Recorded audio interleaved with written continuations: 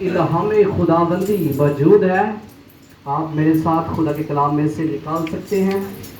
حوالہ عہد عتیق میں سے، پرانے عہد نامہ میں سے یرمیہ کی کتاب اور اس کا 8واں باب اور اس کی 18ویں آیت سے پڑھیں گے. جن کے پاس خدا کا کلام موجود ہے آپ میرے ساتھ نکال سکتے ہیں. یرمیہ کی کتاب اور اس کا 8واں باب اور اس کی 18ویں آیت سے پڑھیں گے. خدا کے کلام میں یوں لکھا ہے. جب آپ نکال لیں تو سب کہیں آمین. حوالہ مل گیا سب کو؟ کاش کہ میں غم سے تسلی پاتا، میرا دل مجھ میں سست ہو گیا. دیکھ میرے بنتے قوم کے انالہ کی آواز دور کے ملک سے آتی ہے. کیا خداوند صیون میں نہیں؟ کیا اس کا بادشاہ اس میں نہیں؟ انہوں نے کیوں اپنی تراشی ہوئی مورتوں سے اور بیگانہ ببوتوں سے مجھ کو غضب نہ کیا؟ فصل کاٹنے کا وقت گزرا، گرمی کے ایام تمام ہوئے اور ہم نے رہائی نہیں پائی. اپنی بنتے قوم کی شکستگی کے سبب سے میں شکستہ حال ہوا. میں کرتا رہتا ہوں، حیرت نے مجھے دبا لیا. کیا جلاد میں روگنے بلسان نہیں ہے؟ کیا وہاں کوئی طبیب نہیں؟ میری بنتے قوم کیوں شفا نہیں پاتی؟ کتاب مقدس کا پڑھا جانا، سنا جانا، سمجھا جانا اور قبول کیا جانا ہم سبوں کے لیے باعث برکت کا سبب ہو. سب کہیں آمین. آج کا جو ہمارا پیغام ہے، جو ہمارا مضمون ہے، جو ہمارا عنوان ہے وہ ہے شفا کے چشمے. آج کا جو ہمارا مضمون ہے وہ کیا ہے؟ شفا کے چشمے. سارے کراچی میں بیٹھے ہوئے ہیں، تمہارا ٹائم نکل دے. میرے ساتھ ذرا ہوش اور جوش کے ساتھ رہنا ہے، ٹھیک ہے؟ جوش کے ساتھ ہوش بھی ہو. ایسا نہ ہو کہ آپ جوش میں آ جائیں اور ہوش ہی نہ ہو، ٹھیک ہے؟ مجھے پتا ہے کراچی والوں کو بہت کلام آتا ہے. اس آیت مقدسہ کو لکھنے والا، اس آیت مقدسہ کو تحریر کرنے والا مقدس یرمیہ ہے. یرمیہ نبی ایک ایسا نبی ہے جسے رونے والا نبی کہا گیا ہے، جو یہ کہتا ہے کاش میرا سر پانی ہوتا، 9ویں باب کی پہلی ہے، اور میری آنکھیں آنسوؤں کا چشمہ ہوتی اور میں اپنی قوم کے متقولوں پر شب و روز ماتم کرتا. میں اتنا روتا، میں اتنا روں، نہ دن دیکھوں نہ رات دیکھوں نہ دن کا کوئی پہر دیکھوں. میں کنٹینیو متواتر مسلسل روتا رہوں. یرمیہ نے اب کوئی ایسا گناہ نہیں کیا جس کے لیے وہ روئے. نہ تو وہ اپنے بچوں کے لیے رو رہا ہے، نہ وہ اپنی بیوی کے لیے رو رہا ہے، نہ ہی اور کسی وجہ کے لیے وہ رو رہا ہے. اگر وہ رو رہا ہے تو وہ اپنی قوم کے لیے رو رہا ہے. یرمیہ رویا ہے، جو آنسو بہاتا ہے، جو آہوزاری کرتا ہے، آہو نالا کرتا ہے. دوسرے انبیاء بھی روئے ہیں. داؤد نبی کہتا ہے میرے اتھرو دن رات دی ہوئے ہیں گزار، پوچھتے رہتے منو جدو کتھے وے تیرا خدا. وہ کہتا ہے میں اپنا پلنگ آنسو سے بگاتا ہوں، اپنے بستر کو میں آنسو سے بگاتا ہوں. یرمیہ کا رونا فرق ہے، انبیاء دوسرے انبیاء کا رونا فرق ہے. دوسرے انبیاء اپنی ذات کے لیے روتے تھے، یرمیہ قوم کے لیے رو رہا ہے. وہ کہتا ہے میں کنٹینیو متواتر مسلسل روتا رہوں. کتنی دیر کوئی آنسوؤں کے ساتھ رو سکتا ہے؟ کتنی دیر؟ میں آپ سے پوچھ رہا ہوں کتنی دیر؟ 1 گھنٹہ آنسوؤں کے ساتھ. کبھی آپ نے کسی کو دیکھا ہے کہ کنٹینیو متواتر مسلسل آپ کی آنکھوں سے آنسو بہ رہے ہیں؟ گھر میں سکے عزیز ماں کی، باپ کی، بہن کی، بھائی کی لاش پڑی ہو، کبھی آپ نے دیکھا کہ آنسو کے ساتھ وہ 1 گھنٹہ رو رہا ہے؟ 1 گھنٹہ نہیں رو سکتا، 15-20 منٹ بھی نہیں رو سکتا. یہ بھی 15-20 منٹ بھی بہت زیادہ ہے. انسان آنسو کے ساتھ روتا ہے، اس کے بعد وہ سسکیاں بھرتا ہے، جس کو کہتے ہیں ہوکے لے دا وڈے سا. یہ وہی لے سکتا ہے جس کے اوپر یہ وقت آیا ہو. यिर्मयाह कहता है मैं कंटिन्यू मतवातर मुसलसल रोता रहूं। इसके बाद आंसुओं के बाद सिसकियों के बाद क्या होता है? आंसू, एक वक्त है आंसू बहाने का। कलाम अक़दस में लिखा है, वाइस की किताब के अंदर, आंसू बहाने का एक वक्त है, रोने का एक टाइम है और हंसने का एक वक्त है, एक टाइम है। पहले आंसू बहाता है, फिर आहें बढ़ता है। आंसू बहाना, आहें भरना, वो हंजू। इसके बाद अगली स्टेज क्या है? वो है गम। आंसू, सिसकियां, और इसके बाद आहें भरना। इसके बाद जो अगली स्टेज है वो है सिसकियां। इसके बाद गम आ जाता है, और गम जो है हड्डियों को पसीदा कर देता है। गम हड्डियों की पसीदगी है, और जब गम आ जाता है इसके बाद बीमारियां आ जाती हैं। इसके बाद क्या आता है? बीमारियां। आहिस्ता आहिस्ता इंसान कब्र की जानब बढ़ता है। और यिर्मयाह कहता है गर्मी के अयाम तमाम हुए, फसल काटने का वक्त गुजरा, गर्मी के अयाम तमाम हुए, लेकिन मेरी कौम का हाल नहीं बदला, इनका हाल ही बदल नहीं रहा। और जसाया जो इनके हम खिदमत हैं, वो अपनी कौम का हाल बताते हैं। वो कहते हैं कौम सर से लेकर पांव तक बीमार है। गधा अपने मालिक की आवाज जानता है, और बैल जो अपने मालिक की चरनी को जानती है, लेकिन मेरे लोग मुझे फरामोश कर चुके हैं। यिर्मयाह रोना शुरू हो गया। कि क्यों रोना शुरू हो गया? कि जिंदा खुदा के लोग खुदा को छोड़कर बुत परस्ती के अंदर चले गए हैं। इनको ऐसी बीमारी लगी है कि इनको बीमारी जो लगी है वो बैरूनी नहीं बल्कि अंदरूनी है।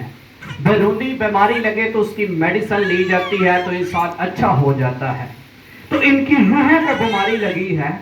इसका क्या करें कि ये जिंदा खुदा को छोड़कर बुत परस्ती के अंदर चले गए। इसलिए मुझे डर है कि सारी कौम दोज़ख में ना चली जाए। यिर्मयाह रोना शुरू हो गया, जोर जोर रोया। यिर्मयाह नबी, लिखा है क्या जलाद में रोगने बिलसान नहीं है? क्या वहां कोई तबीब नहीं? मेरी बिनते कौम क्यों शिफा नहीं पाती?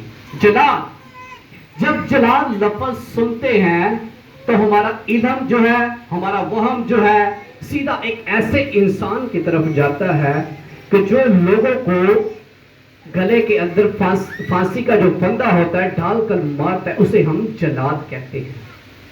लेकिन आज मैं एक और जलाद की जानब आपको लेकर जाना चाहता हूं। याद हो, पैदाइश की किताब के अंदर इसका हमें जिक्र मिलता है कि मुकद्दस याकूब जब आरामी लाबन के यहाँ आते हैं तो वहां पर वो दो बहनों से शादी करते हैं।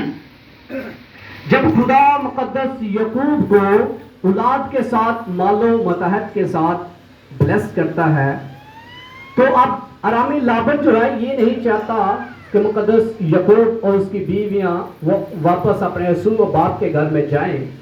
तो ऐसा हुआ कि मुकद्दस याकूब वहां से रात को चोरी निकलता है।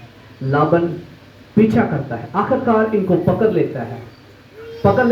वहां पर क्या होता है? वहां पर रास्ते में जब पकड़ लेता है तो वहां पर उनके दरमियान एक डिबेट होती है। ठीक है, वहां से क्या हो रहा है? याकूब के लोग पत्थर लेकर आ रहे हैं और दूसरी जानब अरामी लाबन के लोग पत्थर लेकर आ रहे हैं। उन पत्थरों को एक जगह पर ढेर कर दिया जाता है। तो अरामी लाबन जो है इस पत्थर के ढेर को कहता है, अरामी जुबान के अंदर ये शरतुता है, और मुकद्दस याकूब इसको अबरानी जुबान के अंदर कहता है ये जलाद है। अरामी जुबान और अबरानी जुबान दोनों जुबानों में इसका मतलब जलाद है। क्या वहां कोई तबीब नहीं? मेरी बिनते कौम क्यों शिफा नहीं पाती? रोगने बिलसान दरख्त है, ये जलाद एक पहाड़ है और उसके ऊपर ये दरख्त बिलसान का दरख्त लगता है क्यारियों के ऊपर।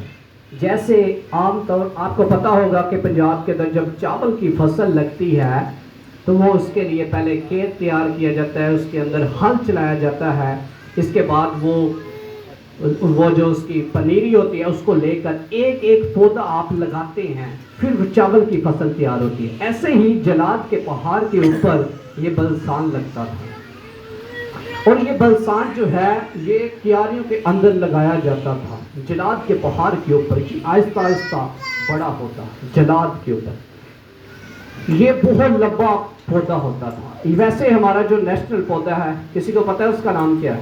پاکستان کا جو نیشنل پودا ہے اس کے نام کا کسی کو پتہ ہے؟ چمیلی۔ سب سے اونچا، جب ہم ادھر مری والی سائڈ پہ جائے نا تو جو ادھر ہمیں ملتے ہیں اس کو کہتے ہیں دیودار، سب سے لمبا اونچا پودا۔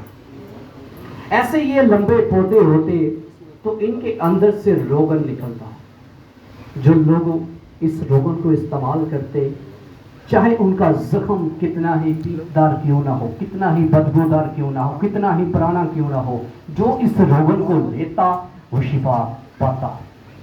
تحریک بتاتی ہے کہ سکندر اعظم کو ایک دفعہ زخم لگا، اس نے روغن کو استعمال کیا تو وہ چنگا ہو گیا، اور بھی بہت سارے عمرہ بادشاہ نے استعمال کیا۔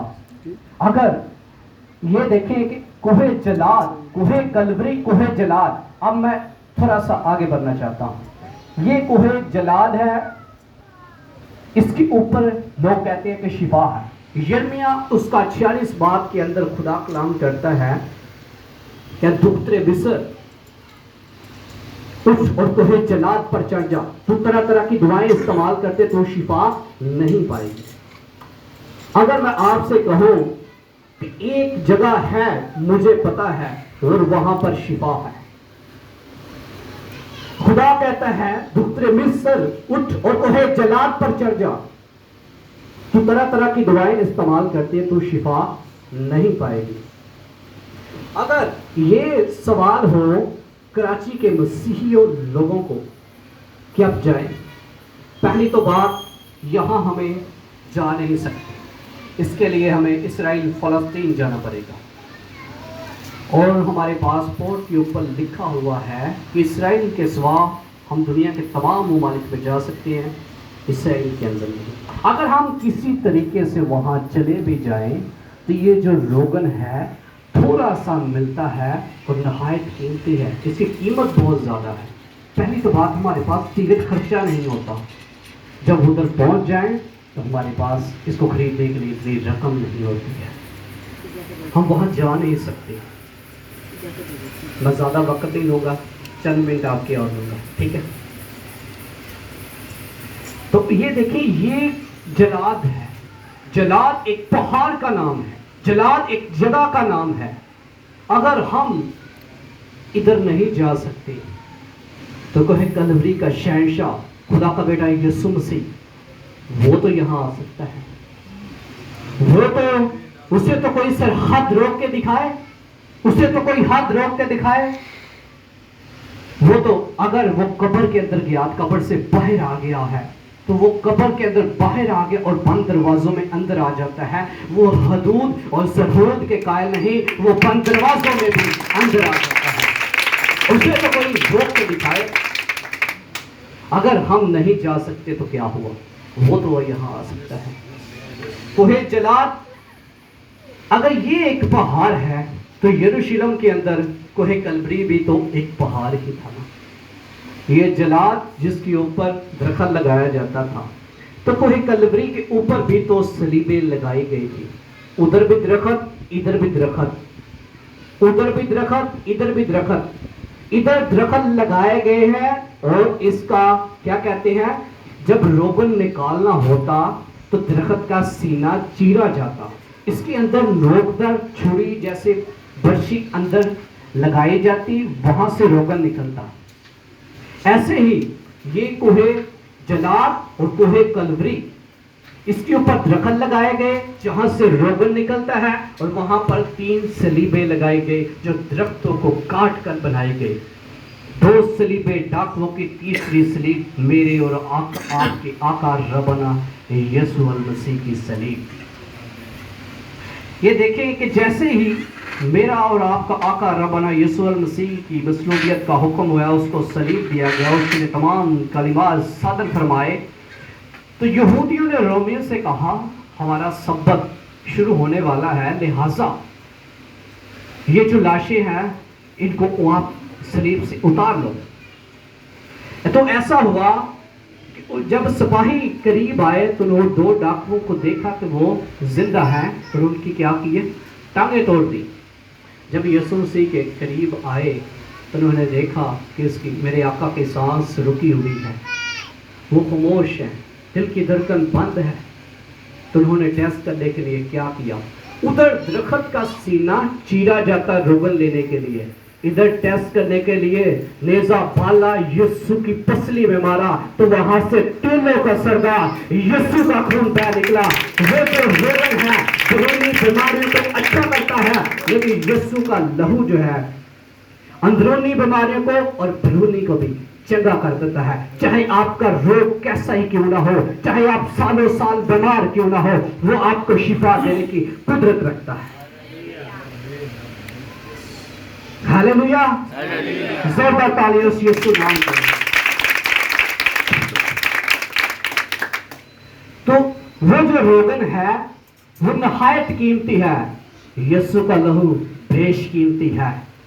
دنیا کی ساری کرنسی، دنیا کے سارے ڈالر، دنیا کے سارے ہیرے، دنیا کے سارے جوہرات، دنیا کے سارا پیسہ، سونا چاندی، ان کا انبار ایک طرف کر دے اور دوسری جانب میرے یسوع مسیح کے خون کا ایک مائنس سا قطرہ رکھ دے، تو یہ ساری کرنسی اس قابل نہیں ہے کہ میرے یسوع کے لہو کو بھی خرید سکے، کیونکہ وہ بیش قیمتی ہے۔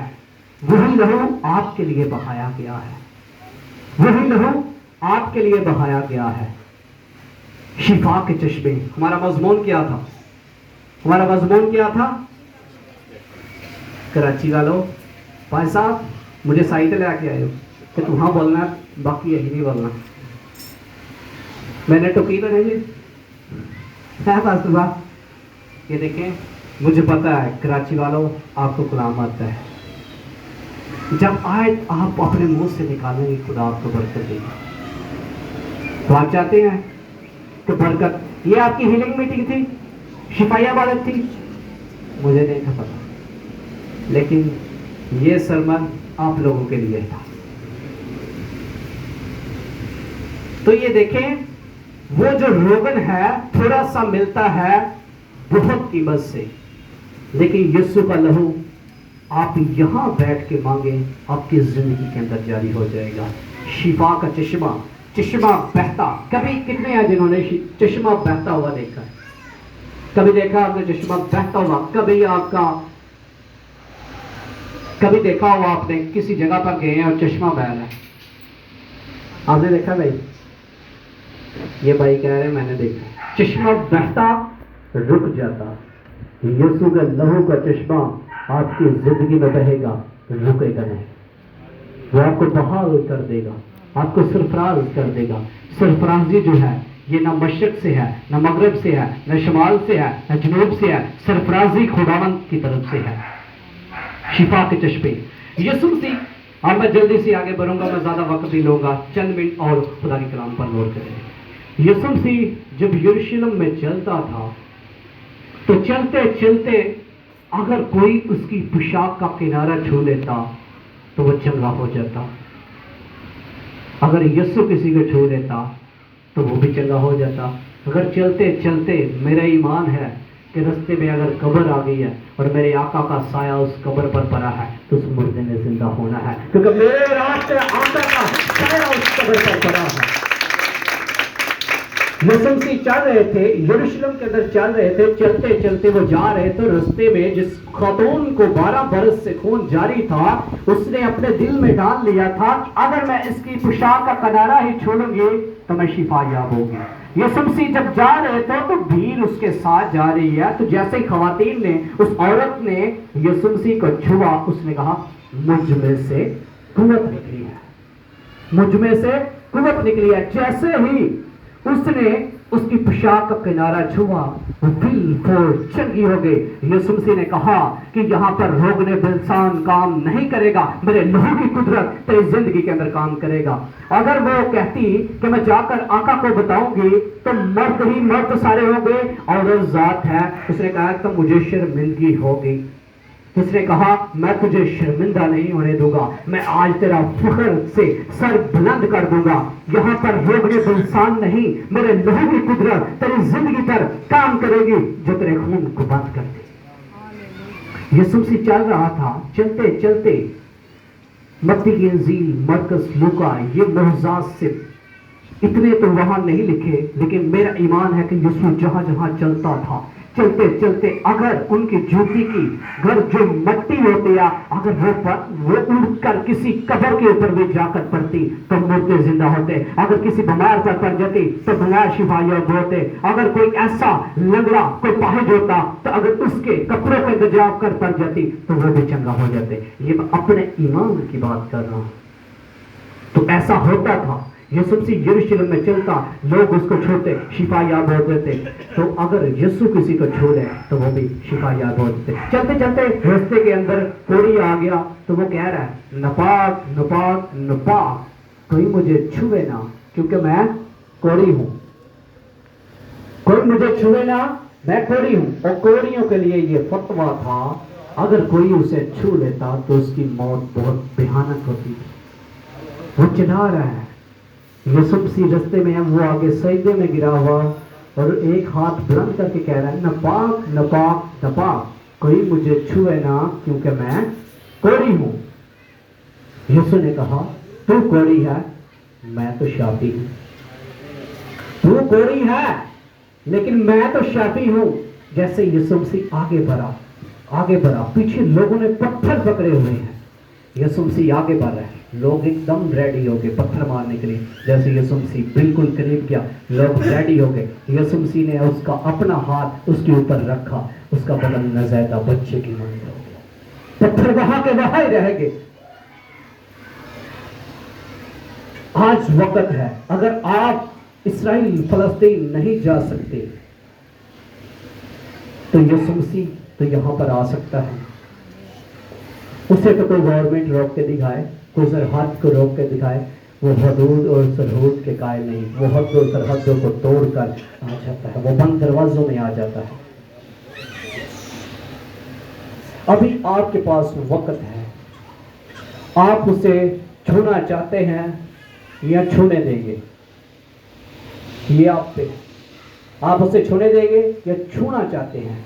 اگر آپ اسے چھوئیں گے تو آپ کے بدنوں میں شفا جاری ہو جائے گی، اگر وہ چھوئے گا تو پھر کیا ہوگا؟ وہ یروشلم کے اندر چلتا تھا تو یہ سب کچھ ہوتا تھا، چلتے چلتے اگر وہی یہاں پر آ کے رک جائے، کیونکہ اس کا وعدہ ہے جہاں میرے نام سے 2 یا 3 اکٹھے ہوں گے وہاں میں کیا ہوں، موجود ہوں یا موجود ہوں، موجود۔ تو یہاں پر آپ کا ایمان ہے کہ وہ یہاں پر ہے؟ اگر وہ یہاں پر ہے تو پھر اس سے کہیں کہ میری بیماری کو چنگا کر۔ اگر آپ اپنے گھر سے کیسے آئے مجھے نہیں پتا، اگر آپ کے پاس کوئی پرابلم ہے، کوئی مسئلہ ہے، بیماری ہے، جاب کا مسئلہ ہے، خدا کا بیٹا یسوع مسیح یہاں پر ہے، اس سے کہیں۔ وہ آج آئے تو آپ خالی ہاتھ ہیں، خالی ہاتھ جائیں گے نہیں، کیونکہ آپ زندہ خدا کے بیٹے یسوع کی حضوری میں ہیں۔ لوگ آتے تو خالی ہاتھ ہیں لیکن جاتے جولیاں بھر کر ہیں۔ آپ کا ایمان ہے؟ آئے اپنی آنکھیں بند کریں اور اپنے قدموں پر کھڑے ہو جائیں۔